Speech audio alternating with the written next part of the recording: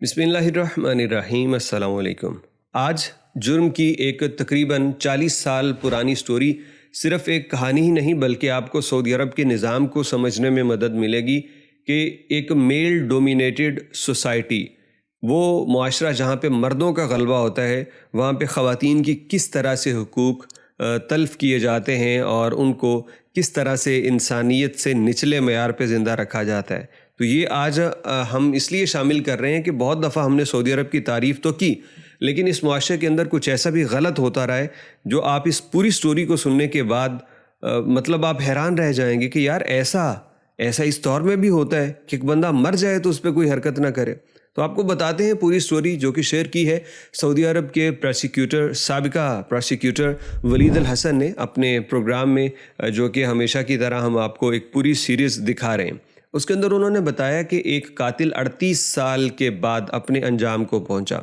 हुआ ये कि बहुत पुरानी बात है, ज़ाहिर बात है, तब मोबाइल फ़ोन भी नहीं थे, तब कोई भी ये इंटरनेट वाला मामला नहीं था। एक सऊदी, उसने अपने बीवी के साथ कोई मामलात हुए और उनके बाद उसने बीवी को ज़ोर से पीटा, इतना पीटा कि वो बीवी मर गई। और उसके बाद अपने ही कमरे में, जो उनका बेडरूम कह लीजिए, उसके अंदर गड्ढा खोदा और अपनी बीवी की लाश को दफन कर दिया। और अपने ससुराल, जो कि थोड़ा सा दूर होगा, दूर गांव में, और तब तो आपको पता है कि गाड़ियां भी इतनी आम नहीं थी, तो पैदल रास्ते थे या घोड़े पे या किसी जानवर पे जाते लोग और दिन लग जाते थे दूसरे मकाम तक पहुंचते। तो इसने अपने उस ससुराल को ये पैगाम भेज दिया कि आपकी लड़की वो बीमारी की वजह से वफ़ात पा चुकी है और उसको हमने दफना दिया है। तो उधर से वो पता नहीं ससुराल से कोई आया या नहीं आया, उन्होंने इससे कोई पूछा या नहीं पूछा। हुआ ये कि उन्होंने अपनी बेटी की वफ़ात के ऊपर सब्र भी कर लिया और फिर अपनी छोटी बेटी वो इस लड़के के निकाह में भी दे दी, यानी कि उस सऊदी के निकाह में अपनी दूसरी बेटी भी दे दी। और यहाँ आके किसी ने उससे ये पूछने की जहमत गवारा नहीं की कि आपने हमारी बेटी को दफन किया है तो कहाँ किया है, उसकी कब्र किधर है, उसको बीमारी क्या थी, आपने हमें पहले इत्तला क्यों नहीं की। वहाँ पे जो उस गांव के और रहने वाले थे उनसे आके किसी ने कुछ नहीं पूछा। ये शख्स अपनी साली के साथ, जो कि अब उसकी बीवी है, ये उसी कमरे पे रहता, वहीं ये उससे इज़्दवाजी ताल्लुक़ कायम करता जहाँ भी इसने अपनी बीवी को दफना रखा था। और कुछ अरसा गुज़रा तो इसकी बीवी को, जो कि इसकी साली थी, उसको ख्वाब आने लगे या उसके दिल में कोई वसवसा पैदा हुआ। उसने अपने खामिद को कहा कि मुझे ये बताओ कि मेरी बहन की कब्र किधर है। तो ये कहता है कि तुम छोड़ो, किसी दिन तुम्हें ले जाऊँगा उस तरफ। तो इसने बार बार पूछा कि बात सुनो, मैं अपनी बहन की कब्र देखना चाहती हूँ, तुमने दफना दिया, कब्र तो दिखा दो। लेकिन ये शख्स कब्र तक नहीं दिखाता।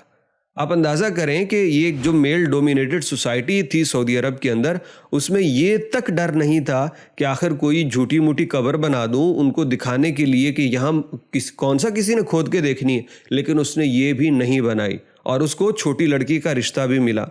अब एक दफ़ा ज़्यादा इसरार करने पे ये दूसरी बीवी भी अपने खामन से अच्छी खासी पिटी और फिर ये खामोश हो गई। लेकिन कहते हैं ना कि जालिम का अंजाम इबरतनाक ही होता है, चाहे इस दुनिया में हो या फिर अगली दुनिया में। तो इस बंदे को भी अपना जुर्म भूल गया कि मैंने कोई काम किया था, और 38 साल के बाद अपने घर को दोबारा से तामीर करने के लिए इसने मज़दूर मिस्त्री वगैरह लगा दिए कि ये घर पूरा तहस नहस करो और उसके बाद नए सिरे से बनाना है। तो मज़दूर वहाँ पे आए, काम किया, और जब उन्होंने खुदाई की तो उन्हें एक कमरे की ज़मीन से इंसानी हड्डियों के बाकियात मिले, जिसके अंदर एक खोपड़ी भी थी और उसकी जो बाजू और टांगों की हड्डियाँ वो भी मिली। फौरी तौर पे पुलिस को इत्तला दी गई, पुलिस आई, उन्होंने उस जो लाश थी उसका डीएनए किया। लेकिन अब उनके पास कोई ऐसा सबूत नहीं था कि इस लाश का डीएनए, पुराने वक्त थे तब डीएनए का ज़माना ही नहीं था, ये किसका है, रिकॉर्ड नहीं था। तो उन्होंने फिर थोड़ा सा सोचा तो जाना कि एक खातून भी मर गई थी, जो कि इसी साहिबे जो हमारा है घर का मालिक, उसकी बीवी थी। तो उन्होंने कहा कि उसके रिश्तेदारों का डीएनए किया जाए। तो वहाँ पे उसी घर में उसकी बहन, जो कि उसकी अब खामिद की दूसरी बीवी थी, उसका डीएनए किया गया और इन दोनों का डीएनए मैच हुआ। اس کے بعد سعودی کو پکڑ کے جب پولیس نے اپنے طریقے سے تفتیش کی تو مان گیا، کہنے لگا کہ ایک رات ہمارا جھگڑا شدت اختیار کر گیا اور میں نے اپنی بیوی کو مار کے اسی کمرے میں دفن کر دیا جہاں پہ میں اپنی پہلی اور دوسری بیوی کے ساتھ اتنے سال تک رہا۔ اب ذرا اندازہ کیجئے کہ اگر وہ بندہ دوبارہ سے گھر کو نہ بنواتا تو اس پہ کوئی پوچھنے کی زحمت ہی گوارا نہ کرتا، نہ معاشرہ نہ قانون، کہ وہ بیوی آخر گئی کدھر، جو مر گئی ہے اس کا کوئی ڈیتھ سرٹیفکیٹ، اس کا کوئی لوگوں نے دیکھا ہو، کوئی نہیں۔ تو سعودی عرب میں بھائی ایک وقت تک خواتین کے ساتھ یہ زیادتی ہوتی رہی ہے، یعنی خواتین اپنے کسی بھائی یا باپ کے بغیر شناختی کارڈ نہیں بنوا سکتی، ان کے بغیر ان کی شادی نہیں ہو سکتی۔ اور پھر کیا ہوتا تھا، یہ تو بڑے معمولی سے دیکھا جائے تو بڑے معمولی سے حق تلف کیے جاتے تھے، اس سے بھی بڑی بڑی باتیں تھیں۔ یعنی ایک خاتون بوڑھی ہو رہی ہے گھر بیٹھی اور اس کا رشتہ نہیں کر رہا اس کا بھائی یا باپ، جو بھی اس کا ولی ہے، کیوں؟ اسے رشتہ پسند نہیں آتا، اور وہ گھر سے بھاگ جاتی تھیں لڑکیاں اسی وجہ سے کہ ہمارے رشتہ تو ہو نہیں رہا۔ تو یہ سعودی عرب میں جو قوانین چینج ہوئے ہیں نا، اس میں بہت زیادہ ضرورت تھی، یقین کریں۔ خواتین کو گاڑی چلانے کی اجازت دینا اور ان کے اوپر یہ جو ولی کا شکنجہ کسا ہوتا تھا، اس سے ان کو نکالنا، یہ بہت ضروری تھا، یہ بہت ضروری تھا۔ اسلام وہ تربیت سے ہے، اسلام نرمی سے ہے۔ آپ اپنے بچی کو تربیت ایسی دو کہ اس سے آپ کو کوئی ڈر ہی نہ ہو کہ کوئی بے حیائی کا کام کرے گا، لیکن اس پہ زبردستی مسلط ہو جانا اور مردوں کو غاصب کر دینا عورتوں کے حقوق پہ، یہ بہت تھا، جس کو سعودی عرب نے تسلیم کیا اور پھر اس کو تبدیل بھی کیا، جو کہ دین کی غلط تشریح تھی۔ جب کسی بھی معاشرے میں اگر وہ لبرل قسم کے لوگ ہوں، ان کے ہاتھوں میں نظام آ جائے نا، تو وہ اسلام سے دشمنی میں ایسا کچھ لے کے آئیں گے کہ حیرت ہوگی کہ یار یہ مذہب سے اتنے دشمنی کیوں کر رہے ہیں۔ یہ فیکٹ ہے۔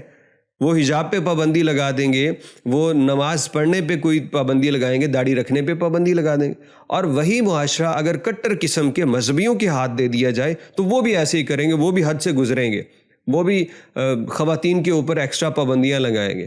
یہ نہیں کہیں گے کہ بھائی مردوں کو اپنی نظریں نیچی کرنے کا بھی تو حکم ہے، نہیں، عورت پوری ایسے نہ ریپ ہو کے نکلے کہ اس کو نہ کوئی دیکھے۔ اچھا، ریپ ہو کے بھی جب نکل جائے عورت پورا برقعے حجاب میں، پھر بھی ہم تو پاکستان کی بات کرتے ہیں بھائی، ایک عورت پورے حجاب میں ہے تو اس کو بھی حجاب کے اندر تک نظر دوڑا کے دیکھنا، یہ عام سوسائٹی کے جو لوگ ہیں نا وہ فرض سمجھتے ہیں، اور کوئی عورت بازار سے ایسی ہے ہی نہیں جس کے اوپر نظریں نہ ٹکی ہوں اور وہ آرام سے گزر جائے۔ تو عورت بھی پردہ کرے تو مرد کے لیے جو آنکھیں جھکانے کا حکم ہے تو اس پہ بھی بات ہو۔ خیر بات لمبی نکل گئی۔ تو یہ ایک واقعہ تھا سعودی عرب سے، جو کہ آپ کو بتایا 38 سال کے بعد ایک قاتل اپنے انجام کو پہنچا۔